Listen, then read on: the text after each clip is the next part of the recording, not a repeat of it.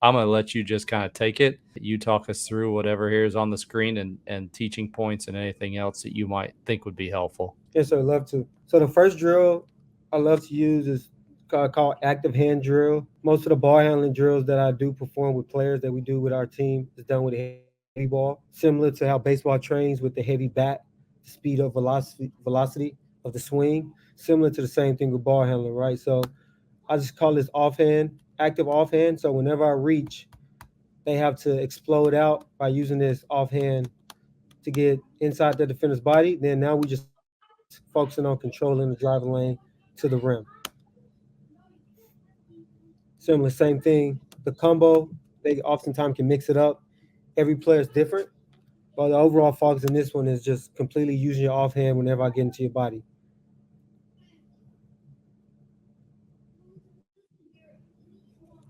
I like how the coach is jumping in to work with. I think sometimes we've kind of swung to like everything needs to have a live and equal defender, but just even having a coach standing there that's giving something for them to put their eyes on, for them to feel. Even I see you stepping into them and kind of giving them a little pressure that would then hopefully trigger them to, I'm supposed to drive right, I'm supposed to drive left. Hmm. Even within something as simple as this, you have a very basic decision that they have to make.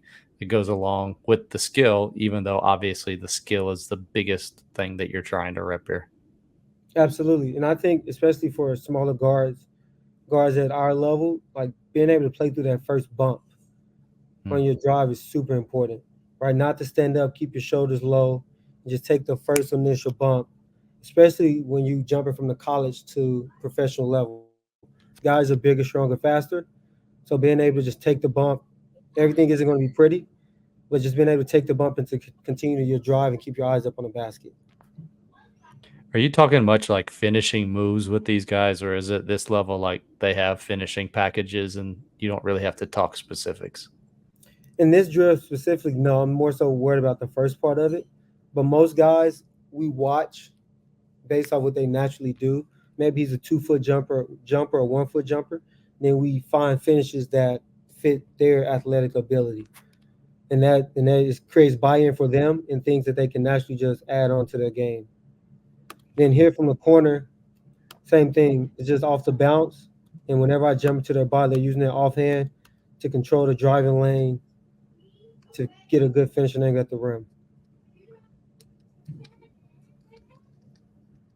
So the first two clips, like you notice, they're driving kind of wide. He stands up and opens up his inside shoulder, which is ultimately going to allow that defender to get into his body, right? So Mm. we talked about it a few reps after. The same thing, just being low early, getting that hand over the top, and controlling that driving lane. That's good. Then next, we'll go one bounce finishing. We add different constraints. Most times we start closer to the block area or around the second hash. So the offensive players allow only one bounce to start the drill and to finish. You have one bounce. Defense is starting inside shoulder, applying pressure. Then we build up into adding different constraints of you only can finish with your right hand, you only can finish with your left hand, but players start getting creative and start experimenting with different finishes.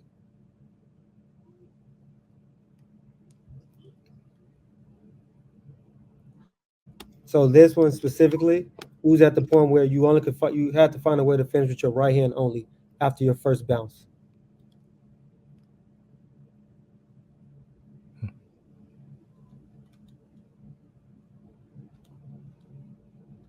In this one, we built up to the next progression was you only get one bounce and you only can finish with your left hand. Even on the right side of the rim, just being creative. You never know what situation you might be in the game.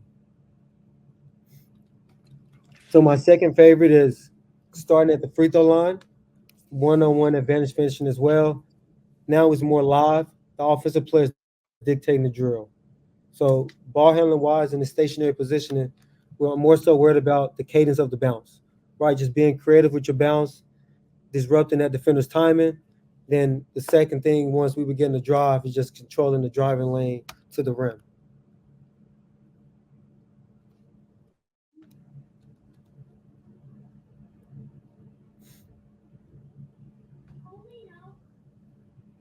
And one thing I really like about this one is you just problem solving in tight spaces. So you don't have a lot of bounce. You don't have a lot of dribbles under the free throw line to make a finishing decision. Are you telling them when to go? No, I'm not. It's This strictly is just off. a two dribble and go. Yeah, strictly off the offensive player. Right. Whenever they feel the defender leaning forward or on their body, their cue is to attack the straight line, then get into their body to control the finishing angle. What kind of feedback are you given? Do you go both sides of the ball, like offense and defense? Defensively, this day I just told them no unnecessary fouling. Because once we got to the point of adding, you only can finish with your right hand, you only can finish with your left, it was like a lot of unnecessary fouling. But Mm. offensively, I'm more so talking to the offense, giving them feedback on other solutions that were there that they didn't see. Then another one I like is another 1v1 defender starting his back towards the offensive player. And again, in this situation, the defensive player starts to drill. So whichever way the defensive player goes, the offensive player will go opposite. There's two cones on the court where both players have to run around. So you'll see in this first clip, the defensive player goes right, triggers the offensive player to make a quick decision to go left. So similarly, this is a closeout situation where defender jumps to your right, you got to read space quickly, attack the angle, and get to the rim.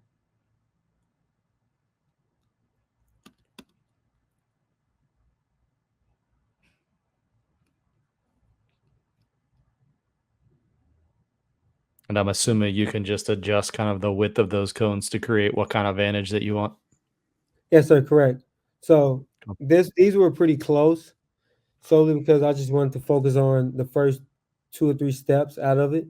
I didn't want them have overly too many dribbles. To just make two like quick decisions off the second bounce and then just play off that. Then we go into finishing off cutting, right? So this is more like game like prep. When we had this time, we had a guy that was being pressured heavily by point guards. So our way to add better finishing is to just put him in game like situations, right? He wasn't a big ISO guy, but he was a really good cutter, right? So we put him in situations where he can top lock, read the top lock, then off the catch, you immediately get your eyes up and read the low man, right? So you got to finish. Then off this, we just added multiple shots, right? All standstill.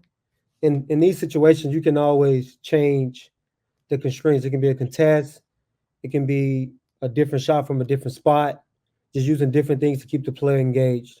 And also in these situations, when you don't see as many bodies on the player, sometimes it's based off like our schedule. So sometimes we don't want them to use too much energy based off the load management we're currently dealing with. Yeah, I love this. I think I could be better at incorporating stuff like this that creates I do a lot of they have the ball to start and do Hmm. something with it.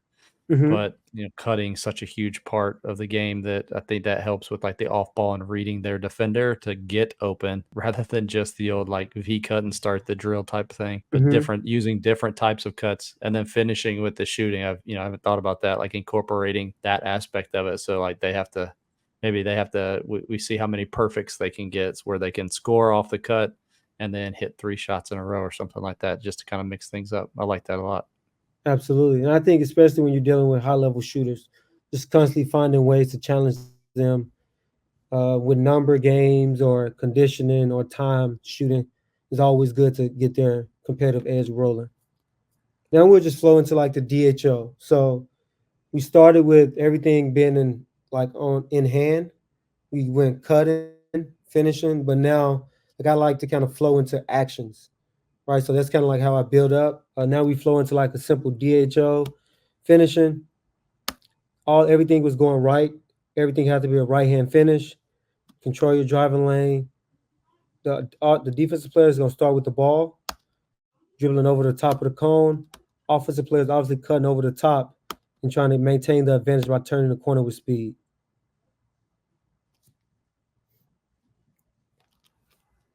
And this was just like a simple 5, 7 minute warm up, something different outside of what we normally do. as far as like our basic footwork. But I knew the guys would be more engaged and find creative ways to finish around the rim. These are great because a lot of us, we end up with, like, 2 guys at a workout, Hmm. and, you can't work on Zoom action where it's, 2 dudes that are there, but Right. just incorporating, like, the guy just hands it off and then playing off a handoff so you can work on making clean handoffs, receiving clean handoffs, but then you can immediately go to one-on-one and make it a decision-making drill, which I think is how coaches have advanced and also become a little bit more creative. And like, how can I maximize my time without feeling like I'm just hindered because I only have one or two dudes at a workout? I agree. That's a great point. And I think I have another drill in here where similar situation you were just talking about of having limited bodies and using reactionary tools to still generate that decision making Mm, process and mental state. A similar same thing we just worked on the 1v1, but now we added a strong side corner read. So we added an offensive guy in the corner and we added a defensive guy in the corner as well. So now when you turn the corner, you have another read to make, right? So based off who we're playing, maybe we're playing a team that helps off the strong side corner. You already know to make the quick swing, triggers another closeout, but also triggers like our offensive concept of respacing, right? So we didn't talk about any of this. This was completely live. They just playing mm, basketball, but it naturally happened once they got placed in the situation. Also, you'll notice where like we have two bigs up there as well, one receiving the handoff and one handing the ball off.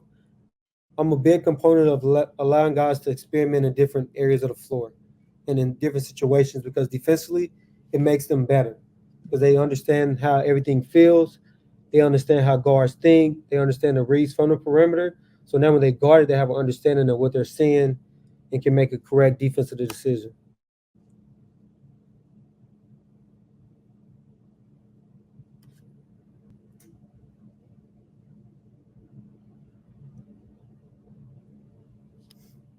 So now we move up to 4-on-4. Similar situation. Now we have the whole team. The coach is going to start with the ball on the wing here, defensive player on the inside hip, offensive player starting in the corner. Then I allowed them to create whatever spacing they wanted on the weak side. So you can have the dunker field, you can have the slot, wing, corner field, but whatever they wanted to do spacing wise on the weak side, it was their decision. But right off the bat, the first thing we want to talk about is the decision making of the cutter. We got a setup. He comes off, defenders over plays, automatic backdoor. Another situation, similar DHO, same game. You come off the DHO, defender goes under. We have nothing initially, and we automatically play to the second side. Then again, this was free reign for them to work together, solve the puzzle. We didn't talk to them much about reads. I kind of just allowed them to play the game.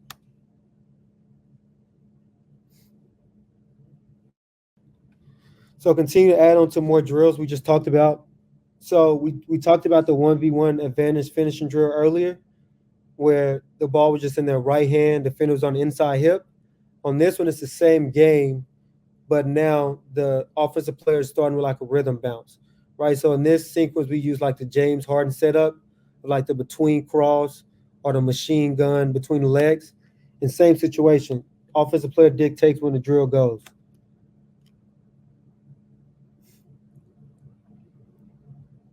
So you'll see offensive player name is Darren. He's doing like a great job of using his feet. He's fading, throwing off the timing of that defender, created the advantage, good finish at the rim.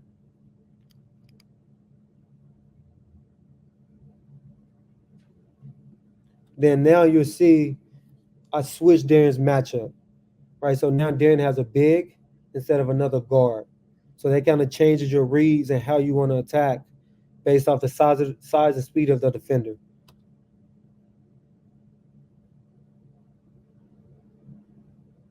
mm, So curve driving angles, right? So I got it from I played football growing up as a slot receiver slash corner.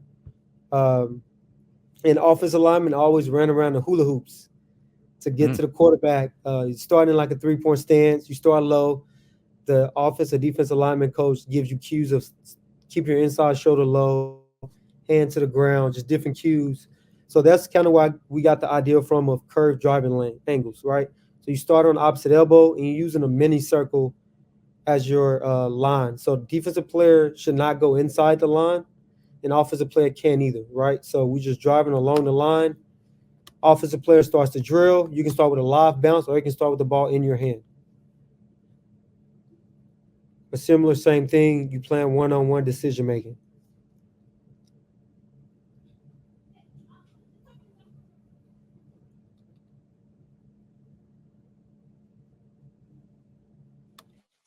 So all these things the guys always love, find creative, and they always love making decisions.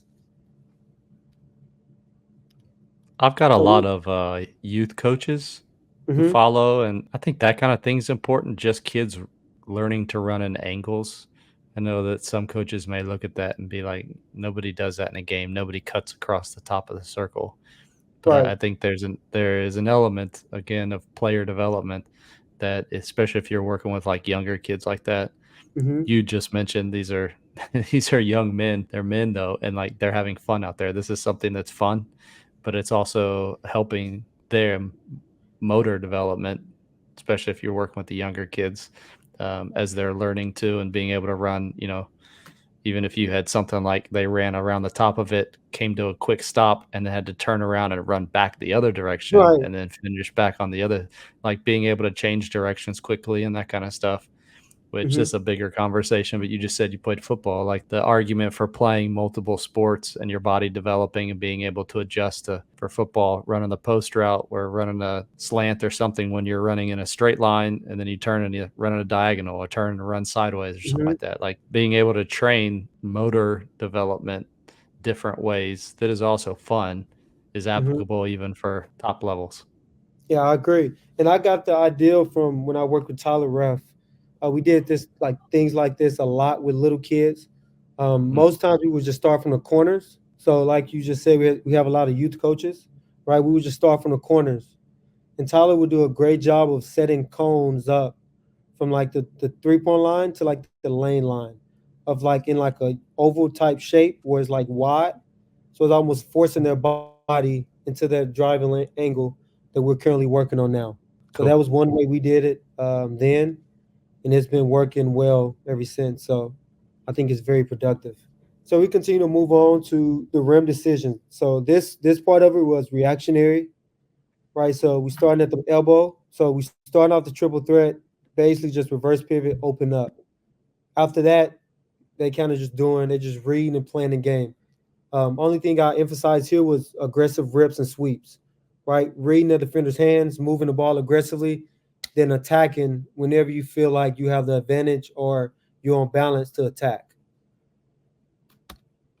So ball spin out, footwork, he's moving rips. The cue for the offensive player is the defender, offensive player in the weak side corner hands are being up, right? So ideally with like our rim decisions, we want this guy's hands to be up at the point of the euro. So as this offensive player begins to go into his euro, it's a little bit early in this situation, but we want his hands to go up. So just simulating in the game, I drive to the rim, the low man rotates over. Also, maybe they overhelp. So I don't have that same rim finishing. So now I have to kick out to the weak side so that continuing to send the game in sequence. Similar, same thing, playing off the euro. So in this situation, no hands equals finishing at the rim, which means the defense didn't rotate over to force you to make that passing decision. So now we move on to the same situation. We kind of move back to the slot. So now we are actually making rim decisions. We have an offensive player spaced in the corner, right? So we playing off the triple threat. Whatever footwork moves this offensive player wants to make, it's up to him, right? So we have a rim decision. The low man is late coming over. Finish at the rim, right? Immediately after that, the offensive player that did not receive the ball gets another closeout read. So the ball now will fire to the corner, and now he has his closeout read. And we're forcing him to finish at the rim. You finding ways to just be creative around the rim. So again, similar situation. Now low man rotates over. We're saying a guy on the block is sinking to the dunker. We're just gonna open up the corner. That's his closeout read. Right? So catch and shoot, point five. Once you make the pass to the weak side corner, now you also working on the element of respacing. Right? I always love the quote of don't let your battery die after you make the pass. Right? So keep your battery still running. Run. Get to the next action, create space. Now he has his closeout decision. Again, we're still finishing at the rim. Be creative, find solutions. Low man rotates. We kick weak side corner. Late, great shooter. So in this situation, just throwing off this offensive player's timing, I threw the ball kind of late, just delayed, just threw off his timing to see if he still can read it. Then again, this would be a -1 for the offensive team or player because that's the wrong decision. You're wide open, hands down, have your feet and hands ready to shoot the basketball. So in these situations, when we have a group like this, you can play like a numbers game, right? So if a coach gets a stop, get a deflection, or offensive player makes the wrong read, +2. Any correct read or made basket for the offensive players, +1. Similar to like beat the pro, just to add that competitive nature into it again. Always playing like to six to 10 mostly, just based off the timing of it, the time we have. But just another way to create that advantage, that competitive edge in the drill.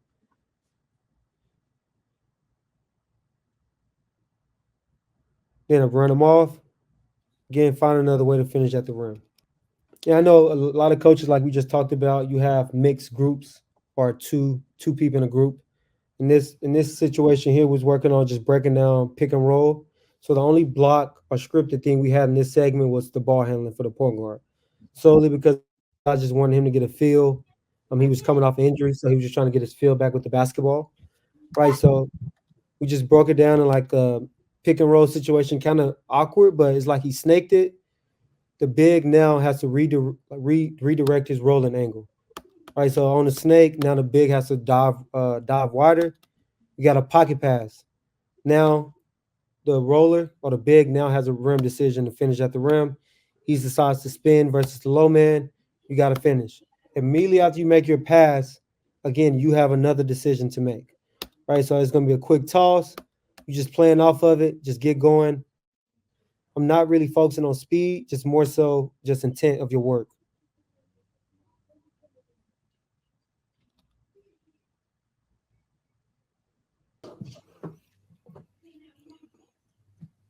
Again, now we talk about the big is popping. So now the guard snakes the pick and roll. He has to make a left hand pass over the shoulder. Now we saying we attacking the closeout. Now you making another rim finish against the low man. Now in this situation, the guard has more of a downhill running angle to get downhill. Again, you live. Low man is late. You get right into inside hand floater. Then again, you can make that competitive as well. Most times, first one to 4 to 5, 4 to 6, based off our time and schedule. But just finding different ways to make everything work and make sense.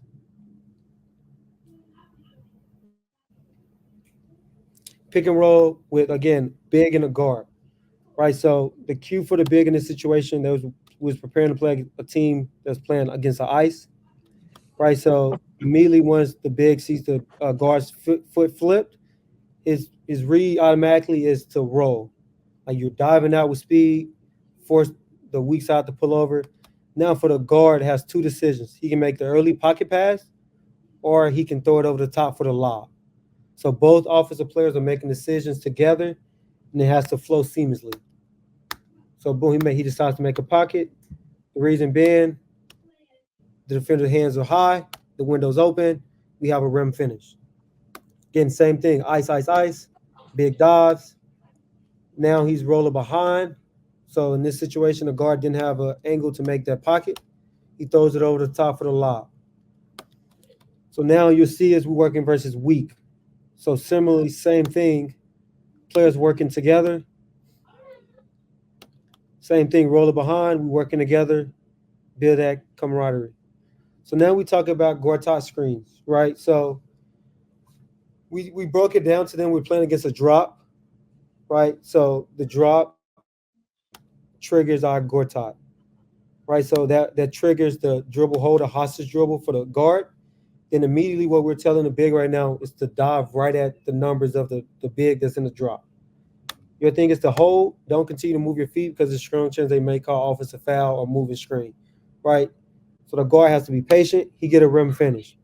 Immediately after that big sets that screen and dives, he sprint into another screen, right? So at our level or a higher level of basketball, the bigs have to be in the habit of setting multiple screens in a possession, right? So that's just a habit we're building. In this situation, we're working on like a ghost or a pop. Off the pop on the catch, now this offensive player that popped is getting a closeout decision versus the closeout big. And again, you see, he kind of stops there to give himself time to read. But again, these are the things you want players to try to figure out in sessions. And it's easy to judge when you have film. So again, good pace, good Gortat, flow into another ball screen. Now, last time he closed inside shoulder, now the big closed outside shoulder. So now it's just about educating your feet and your mind to not travel and to just make the clean decision.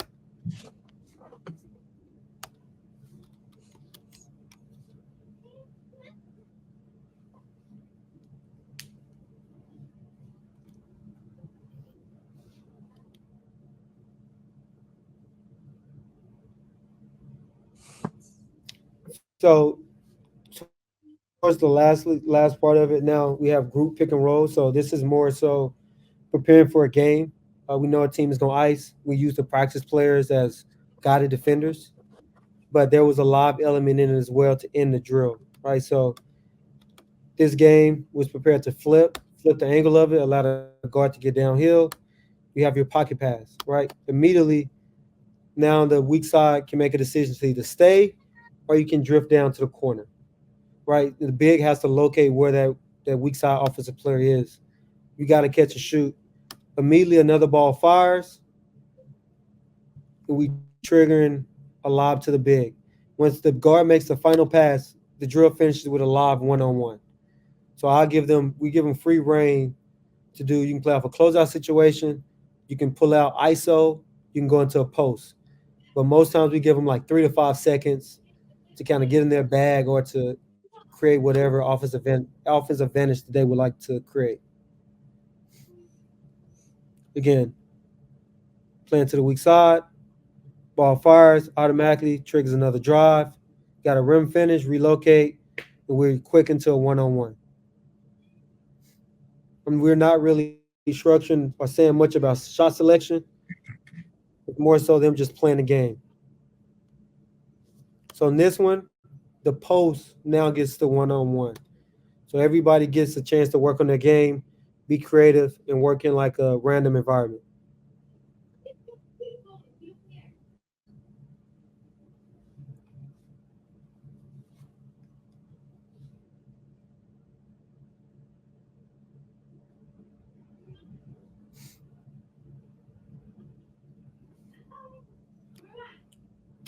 So now on to the stuff that you mastered, coach, the small sided games, right? So again, that's another buildup of it, right? We did our like on air work or with Gotti defense, but now putting them in situations where again they're working on their own, right? So again, these like 7 to 8 second possessions.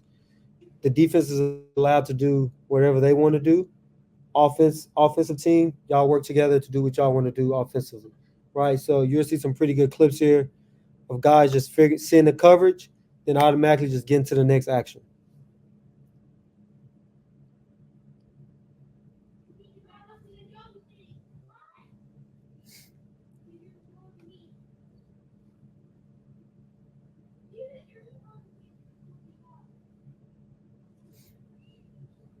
But again, now we started with the side pick and roll. Now our second alignment was to step up. So now similar, same thing. Defense can do whatever they want. Offense is free reign to do whatever they want.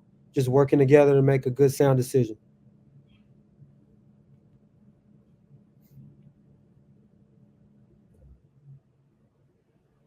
And most times we use I don't allow the players to dribble along I mean, on the opposite side of the lane line, but you get one bounce, one you can get a finish on the opposite side of the rim. So in this situation, he caught it. He went straight up for a finish. I counted.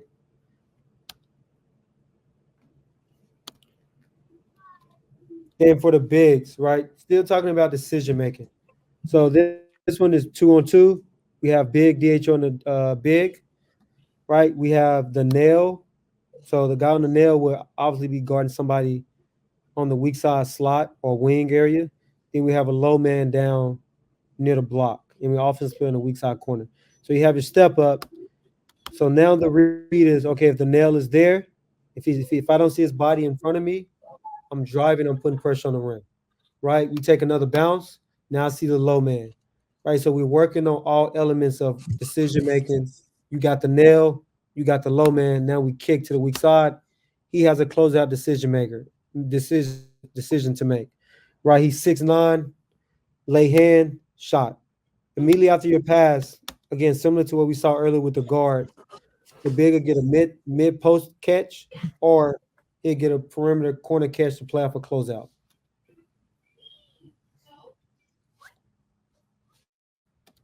Again, same thing. We got the short roll, pass fake, he leaves, rim finish. If you don't make the pass, again, the offensive player in the corner gets the closeout opportunity.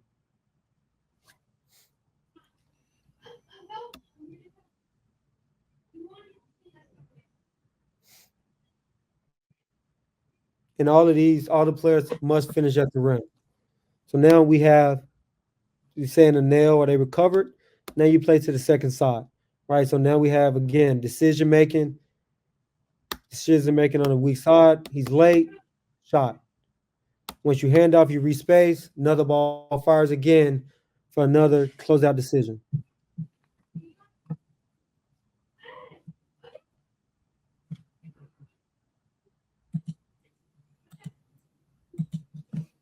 Then again, like I said, we don't really control it. Players have freedom to kind of work on their game and play.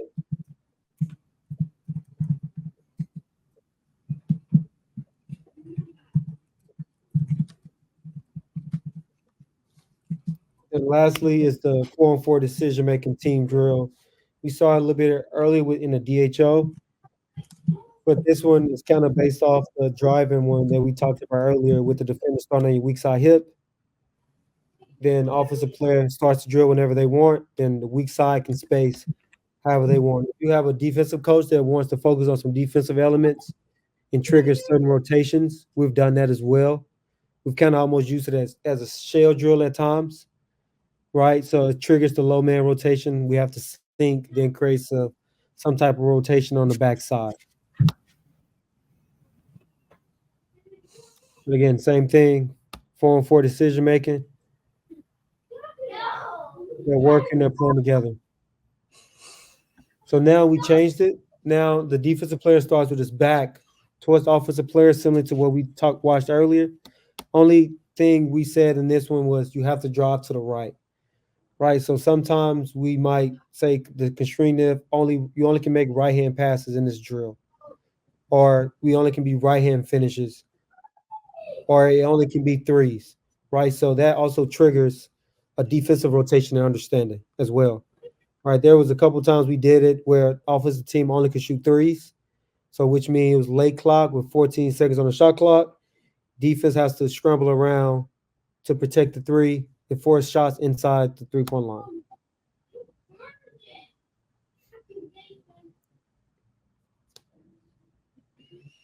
Again, same thing. Back is turned.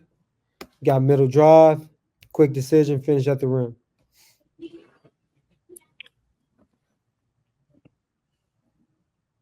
Again, so now we moved it to the corner, which changes some elements of your defensive rotations, right? And offensive decision making. So we got middle drive. On the weak side, the offensive player does a great job of finding a window, right? Being an available receiver for the driver. We kick, we respace, we swing, bucket. So just quick 2 shooting drills that I put on here where I call cold shooter, where all the shooters that's on our team with the Legends or the Mavs, you walk in and the first thing you're doing is shooting threes. Right? You can add contest, can add number games, different variables to change up the drill. But this is just like the basic form of it. I believe we was coming off like a back to back, so we wasn't doing much crazy. But this was an easy way to engage them mentally and to get them going. So shoot two. You got to make two in a row from 10 spots. So five each spot each time around. You make two in a row. Ideally, we would time it a minute 30. That's another way you can try to add different constraints to it as well. Just adding a timing to it and also changing how deep they can shoot. So you'll see the blue line on our court. That's like a 4 point line. So sometimes I have them start at the 4 point line. Those are your first shots of the day.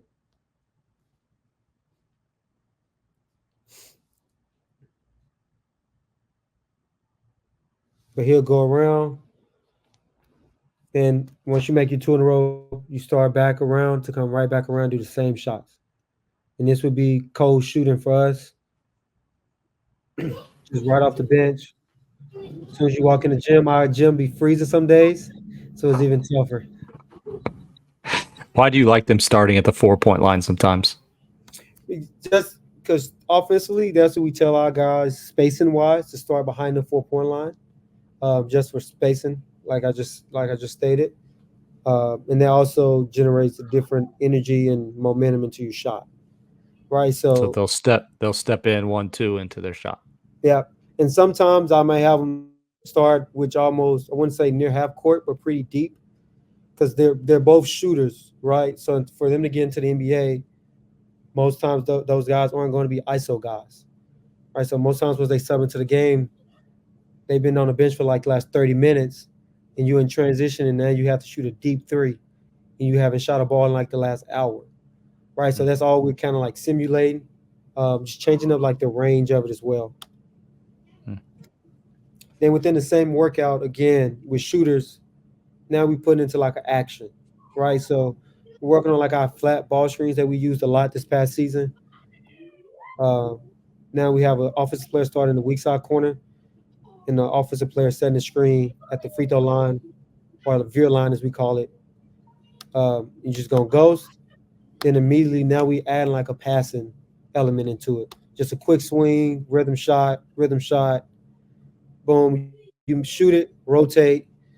We'll say make 8 as a group, or you can make it competitive with the first guy to make 3 in a row without missing, or some element like similar to that.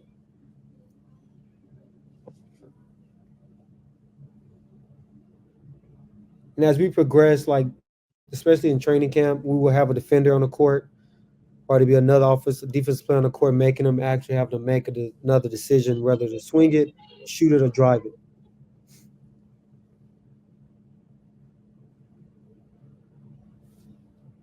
And now we just kind of changing the element of it. We switch sides, make another pass. Now it's swing from the corner to the wing.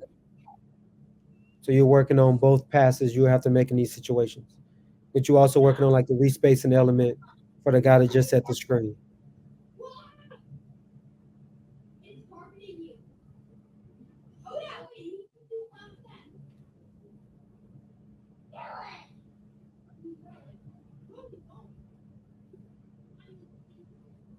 Now I'll show this last one.